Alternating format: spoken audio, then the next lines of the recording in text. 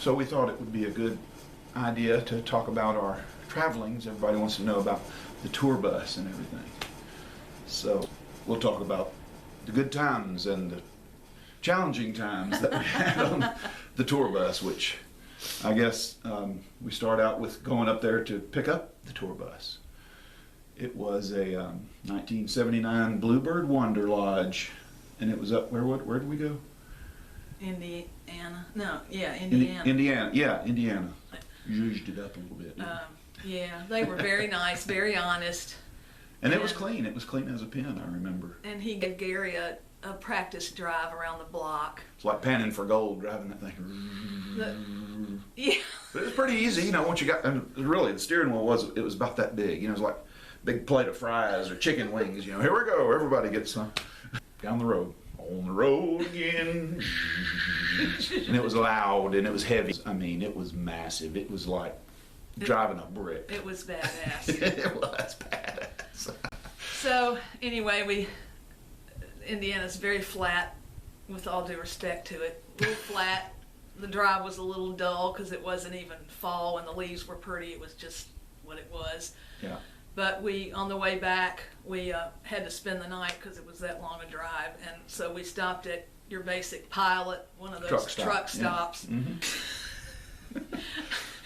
So yeah, we pulled into the truck stop, and we were like the first ones there. It was still daylight. You know, we had easy park. You know, whip the thing in, no problem. But then they started pulling in, and they pulled right next to us on each side. And so yeah. the bus kind of looked like a Cooper compared to the semis. We thought it was so big, but you know, everything's relative.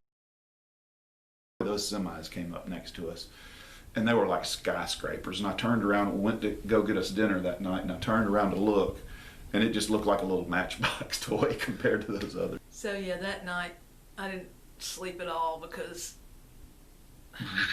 just being cognizant of the surroundings, the people, you know, what was around us. I was a little nervous, and I think there was a guy next to us that was out there with a monkey wrench hammering on his thing all night. He was working on his truck the entire night, I think, and we had to leave ours running, kind of idling, yeah, because it was a little chilly. Because we had to leave the the heat on. Had to run.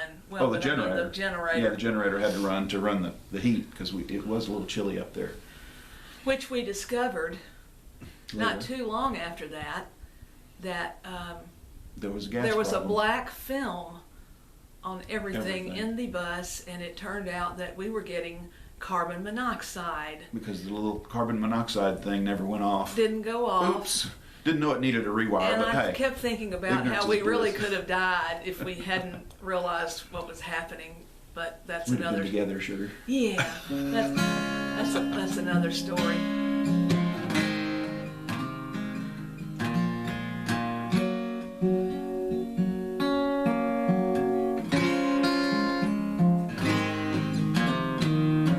New York City, goodbye. Buildings, bridges, and birds on a wire. Seems like the road never ends.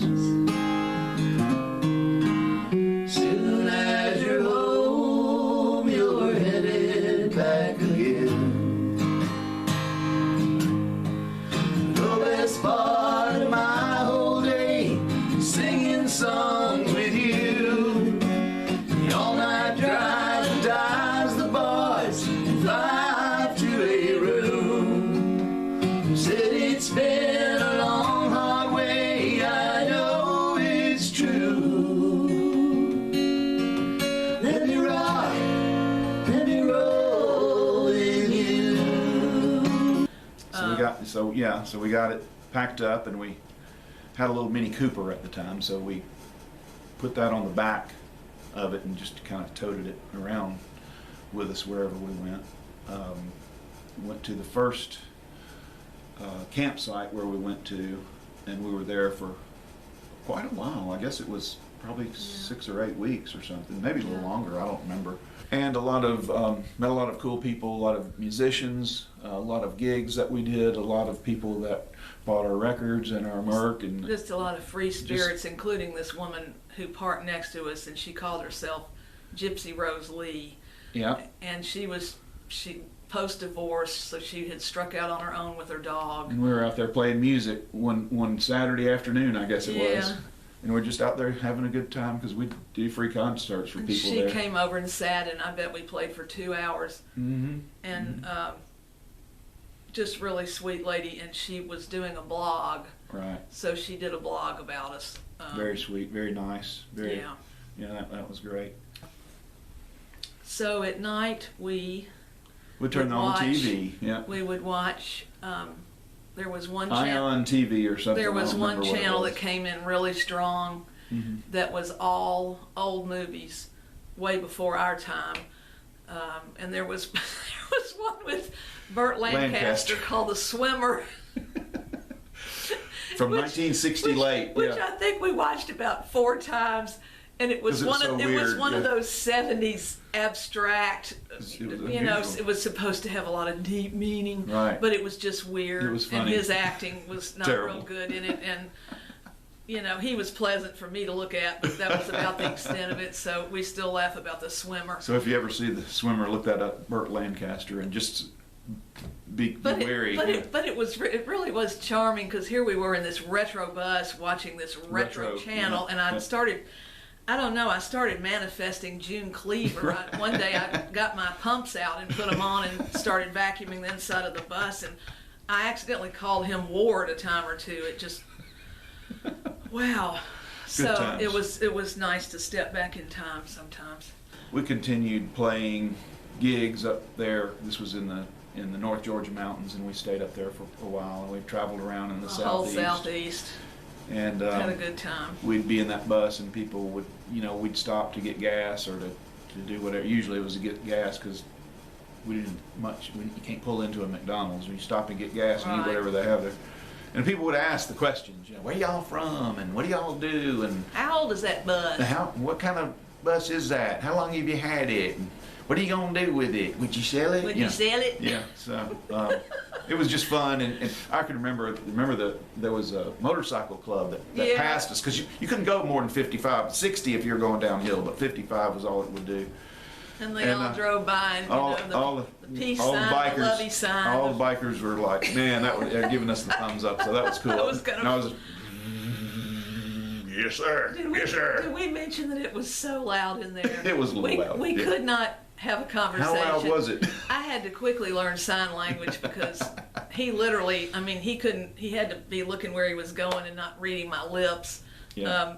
So that could, at times, that was a little frustrating because I would need to say something to him while he was driving. Right. It was kind of like Ma and Pa Kettle. You said you gotta go. What? Yeah. lot of misunderstandings.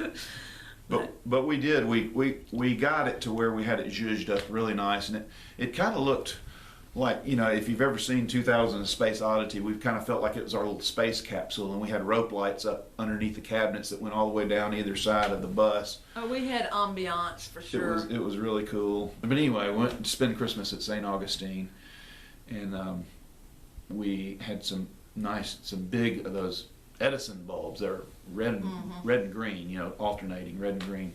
And we strung them around the top of the bus, and that was fun. Yeah, I had not ever been to St. Augustine. Yeah, it it really was was great. pretty, and we got to see all the Christmas lights. And we were there for 2 months.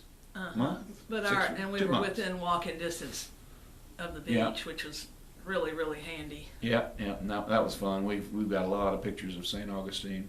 Left there, and we went across the peninsula because we were, trying to spread ourselves around so we could get these gigs, get to In be various- closer to where the gigs were, so Right. we'd have to move. And we went, I guess it was a little Ruskin, Florida. Ruskin, Florida. And we went to this little place, and they put us. And again, this bus weighs about what the moon does, I guess. I mean, it was just heavy as lead. And I'm having to find, anybody that has toured knows. I mean, I had to try There's to a little line bit to up it. where we were going to stay from X date to X date, Yeah. Um, So we pulled into this place, And I didn't, you know, we didn't know what it was going to look like. Didn't Yeah. know anything about it. But the lots were not paved, so they had me back the bus in, and when I was trying to jostle for position, I got stuck, and I looked back, and we were literally up to the rear axle in sand. It was like, wow, I couldn't believe they put that big heavy bus in that sand, and they had to get a 5-ton wrecker to come and pull us out of the Pull us sand. out the next morning because we said we can't stay here with this like Well, this. at that time, we just wanted to be not stuck. And so they Yeah. got us to where we weren't stuck, and she got on the phone and found us somewhere else immediately Really nice. that, Yeah. that afternoon. And so we stayed there that night, didn't either one of us sleep that very one in the good. sand. I'm sorry. It was, yeah. I know, you know. Limits in sight. I can see the sun coming up the sky. Seems like the